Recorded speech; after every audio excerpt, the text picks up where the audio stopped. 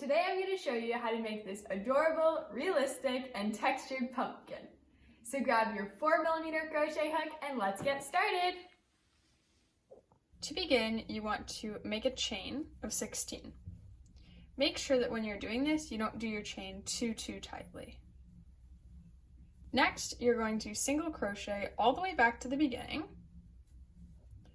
for a total of 15 single crochets. Begin your next round by doing a chain, then turn your work so you're ready to start your second round, and instead of going into both parts of the V, you're going to go in the back loop only. This is the loop that's furthest away from your body. And you're going to single crochet all the way across, again, for a total of 15 single crochets. And you're going to repeat this pattern of chaining and single crocheting for the back loop only for a total of 33 rows. So this is my first row, so I have 32 more after I finish this one.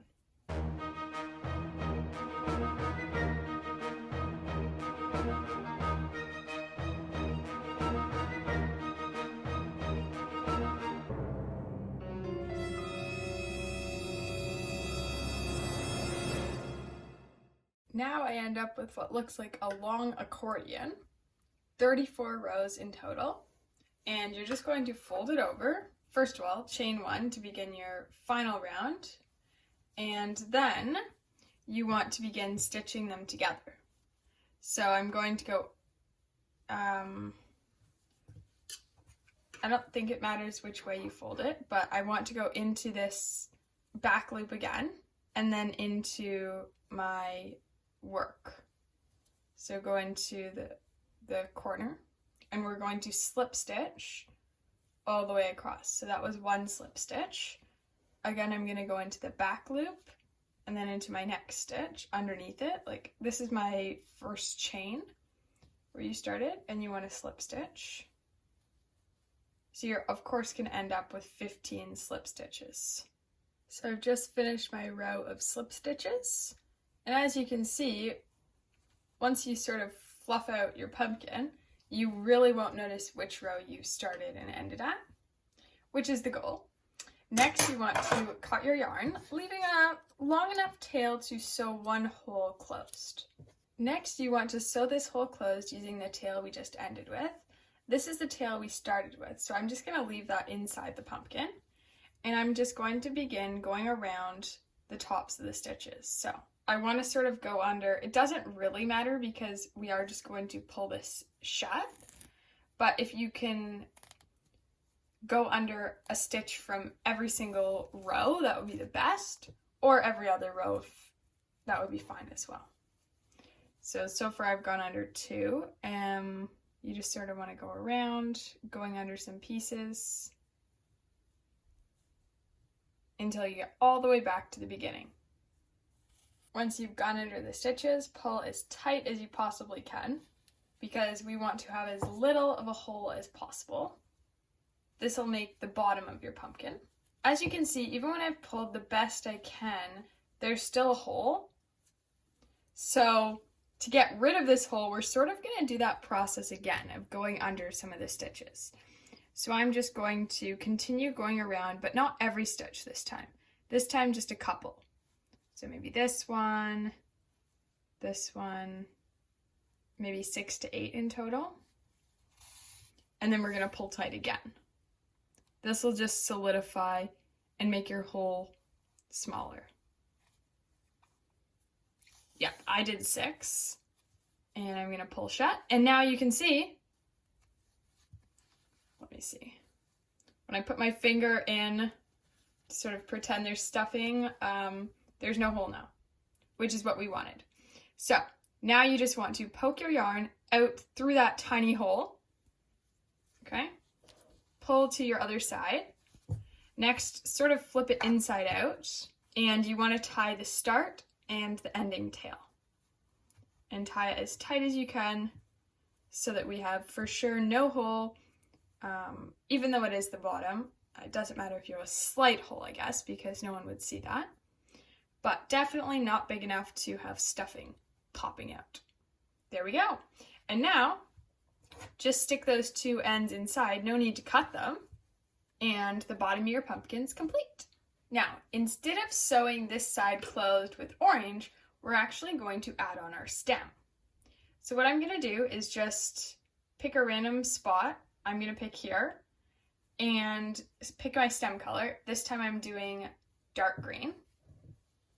And sort of begin by just putting your yarn under, right? And next you want to decrease all the way around. So to do that, you're going to go under one stitch for each row. So you're going to go under the first two. So for each like fold, like each like accordion, you're going to go under 2 pieces of yarn that are orange. Then you're going to pull through all 3 loops on your hook, and that's a decrease. So you're going to continue this all the way around. So going under 2 pieces. This is sort of a tedious part, but it'll be worth it in the end. So go under 2 pieces of the orange, pull through all 3 loops. In the end, you should end up with 17 decreases, and this will actually prevent there from being a hole at the top, as well as help us make our stem. So I've just finished going around. This is sort of what it looks like from the inside, and it's sort of cinching in my pumpkin at the top. So next I'm going to single crochet all the way around for the next 2 rounds, and each round I'll do 17 single crochets. At this point, before we finish our stem and make it smaller, we want to add in some stuffing. There we go, I've stuffed my pumpkin. It's already starting to look a lot more like a pumpkin. For my 3rd round of my stem, I'm going to decrease and then single crochet. And I'm going to repeat this all the way around, decreasing, followed by a single crochet, for a total of 11 stitches. Next, you're going to single crochet all the way around. This is your final round for your stem, and you'll end up with 11 single crochets. Now, to close your stem off, what you want to do is slip stitch under every other post. So this is, each post is like there, so around a stitch, and you're going to slip stitch, so that means pull through. And then I'm going to skip the next one and go through the next pull like that and slip stitch. I'm going to end up going under 5 pulls and slip stitching around them, so skip the next one.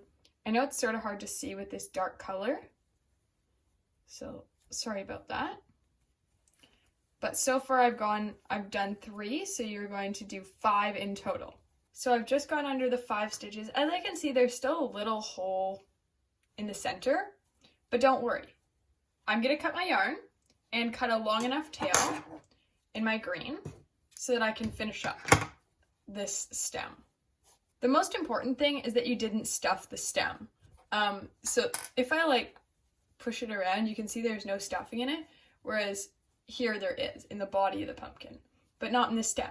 That'll just make the stem look more realistic. So to begin, what I'm going to do is poke through. Notice that slip stitch where I've just done it. It's sort of like coming out almost. So to not cause that, I'm just going to poke straight through my stem, and that'll sort of pull down that slip stitch. Then I'm going to continue doing this till I don't see a hole anymore. So I'm going to go into the next stitch and just poke all the way across my pumpkin stem. And I think I'm going to do that a 3rd time, like so. Okay, so once that's done, now there's no hole anymore in our trunk. So I'm just going to poke down and out into the bottom of the stem. Don't pull too hard because we don't want the stem to go inverted. Next, what we're going to do, you could end here, but it doesn't look super realistic. It looks more like a triangle on the top. So to prevent that, what I'm going to do is go under each piece of the stitching around the base of the stem. So like so, under each piece.